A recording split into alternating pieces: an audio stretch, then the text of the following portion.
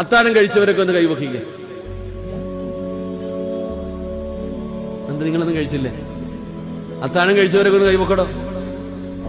പട്ടിണി നോമ്പ് പിടിക്കാൻ പാടില്ല. പട്ടിണി നോമ്പ് പിടിക്കാൻ പാടില്ല. ഒരു ഗ്ലാസ് വെള്ളമെങ്കിലും കുടിക്കണം.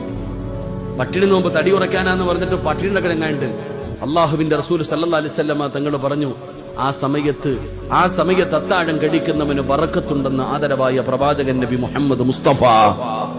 അപ്പൊ ബറക്കത്തുണ്ട്, ആ സമയത്ത് ദുആയ്ക്ക് ഉത്തരമുണ്ട്. അതുകൊണ്ട് പട്ടിണി നോമ്പ് പിടിക്കാൻ പാടില്ല. എന്തെങ്കിലും ഇത്തിരി പച്ചവെള്ളമെങ്കിലും കുടിക്കണം. അപ്പൊ എന്റെ പ്രിയപ്പെട്ടവരെ, നിങ്ങൾ എല്ലാവരും ഇന്ന് സുബഹിക്ക് മുമ്പ് എഴുന്നേറ്റില്ലേ? പറ, എഴുന്നേറ്റോ?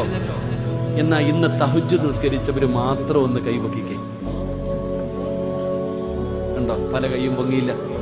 ഇതാ ഞാൻ പറഞ്ഞേ, എന്തായാലും നീ എഴുന്നേറ്റു, നീ ഒളുവെടുത്തു, നീ ഭക്ഷണം കഴിച്ചു, നീ സുബഹി നിസ്കരിച്ചു.